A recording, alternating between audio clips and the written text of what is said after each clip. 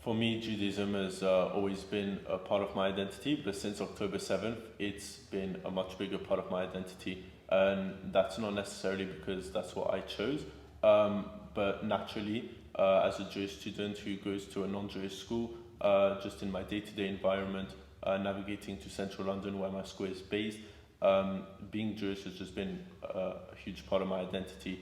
And at times that has made me feel insecure. But yeah. Yeah, I agree with both of you. I mean, I felt quite safe when I came here. One of the reasons why I left Poland is because of the anti-Semitism there. And then I came here and I was quite happy with being openly Jewish because I could finally do it for the first time in my life. And it was fine. And then suddenly everything changed. And it just doesn't go back. It's so weird. It's like you've got people you've known for so long. They suddenly go and, you know, they start spewing all that hatred towards you, and they're just the way they act. And then the other friends that I've got, you know, they're from Israel, so I will never actually fully understand what they feel because, you know, even though I can imagine, I'm not from there.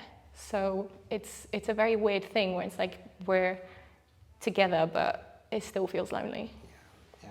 I've always felt that I don't always wear my Star of David or kippah if I'm going to a place I need to wear kippah. I've always been uncomfortable wearing that out on the street. Unfortunately, you know, we have guards outside the Jewish institutions and always have. But I always felt that was just about physical safety.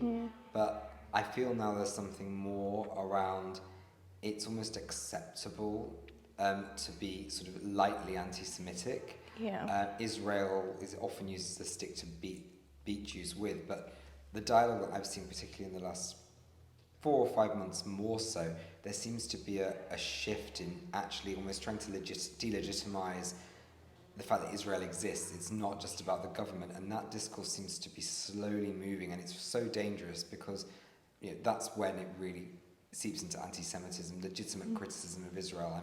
You know, we all as Jews have different views on what's going on in Israel, and that's good that we have a plethora of views, but when it gets to that, it feels really intimidating, and I feel constantly like I'm on the back foot, even though I shouldn't be and we shouldn't be.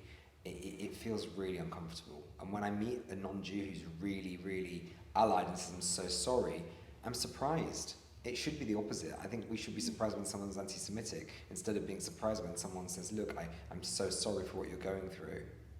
I could definitely agree with that. And just every time I leave my house, I do have to think, can I wear my kippah to where I'm going? Can I wear my kippah on the streets I'm going to be walking, or my Star of David necklace that I often wear? Can I wear this? And just having to think and go back to questioning my identity, depending on the environment where I'm going to be. In a way, it can be a burden sometimes. Yeah, I agree. I mean, I've got the slight privilege of not having to wear kippah, but I do have my Star of David, and I always, whenever I go out in public, I hide it because you just never know. Like, you know, I came to London last weekend for the first time since October, and I came with my family, and it was a very bizarre experience because all I kept thinking about was like, if we're going to turn right, are we going to be met with a pro-Palestine march? And if so, will they notice my Star of David, which is insane because it's a tiny little necklace, and, you know, we shouldn't be afraid to show our religious identity or any identity really, but that made it impossible. Something I noticed as well is that you have anti-Semitism on the right, which you've always had, and now recently I've discovered that there's equally anti-Semitism on the left. And so the way that makes me feel is that Jews really, it's hard to fit into society when from both sides there's equal amount of hatreds. Absolutely. Yeah. Oh, well, it's quite funny because in Poland, obviously we had the anti-Semitism on the right. We had, well, the camps, we had the Nazis. But then after the Nazis left, or were forced out, we were put under communism from Soviet Russia. And anti-Semitism that came with that was, in some ways, a lot worse than actually from the Nazis. So we've always kind of lived in this weird dimension of like, okay, we can't really turn to the left, we can't turn to the right. Everybody has the reason to hate us, but we haven't really done anything. Right.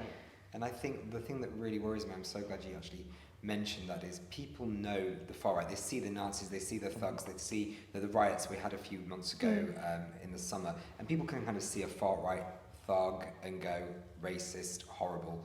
But I think the far left have become legitimised so much, and people don't realise. I always say it's like a bit of a donut that they meet. The horseshoe theory. The horseshoe theory, exactly. And people don't seem to realise that these people are just as dangerous, just as insidious. Yet they're allowed to protest. They're portrayed even in the mainstream media as somehow moderate, the good guys. And you know, we had that thing a few weeks ago where there was an anti-racism protest. I think it was in Finchley, and they actually distributed signs to say no Zionists allowed. And in the Jewish area of Finchley, they were literally telling Jews, you can't come to an anti-racism protest. And I really think, for me, that's probably the biggest thing that gets me, I would say, worried, but also cross, that people don't see what's going on the far left for what it really is, and think the far left is all about peace.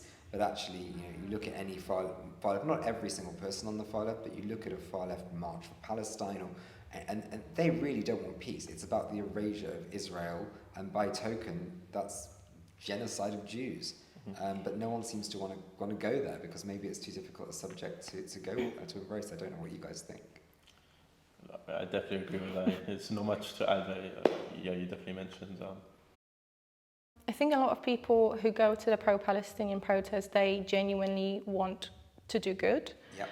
I don't think that every person that goes to these marches is evil or hates Jews, but I think they just have the unconscious bias of they don't even know that what they're doing or what they're saying is either hurting us or is just anti-Semitic.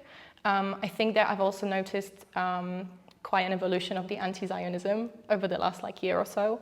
And what I don't understand is, why is it that when it comes to any other term, the minorities that it affects, they're allowed to be like, actually no, this isn't what it means, this is what it means, this is what it means to us, but we're not allowed to say the same thing about Zionism. Absolutely, and people can define what's racist to them, but we're not allowed to. I remember speaking to an anti-Zionist protester, and I said, look, I'm only going to talk to you if you tell me that you think Israel has a right to exist, because if you don't, then I can't talk to you. And she actually said, well, actually, I do believe that Israel has a right to exist. And I said, well, that means you're a Zionist. And this sounds a bit silly, but it was like throwing water at the wicked witch, because it was like I shocked her with a thunderbolt or something, because her first reaction was, I'm not a Zionist. But yes, you are. You don't understand this. You don't know what it means. And even among non-Jewish friends who have been very supportive, you know, I was at a dinner a few weeks ago and someone said, well, I'm really supportive of Israel, but I don't like the Zionists. And I tried to explain, well, Zionism just means Israel has a right to exist. People don't know that. And the lack of education, and I guess on the far right as well, a lack of education, a lack of understanding leads to prejudice, which leads to hatred. Yeah, unfortunately. I think there's just been, they're adding extra meanings to a lot of words, and they're redefining the words constantly, and I think that's just not the right way to go about it. It's interesting you should mention that, you know, an anti-Zionist didn't know that she was actually Zionist. But I do wonder, you know, where does this lack of education come from? Is it integrated into social media? And what makes them so extreme without understanding the true racism of what they're saying and what they believe in? There's a lot of calls for globalize the Intifada, and we're in the UK. People in London lived through a sort of Intifada during the bombings, the IRA and all that. We had that. We had it in not so distant past, and they're calling for another terror, global terror, just all around, and they're cheering for it. I don't understand. I don't think they know what they're talking about. No, I really don't, and I think it's a testament to our education system that people don't understand that. A lot of these people view everything as a 1-0 game. Yes.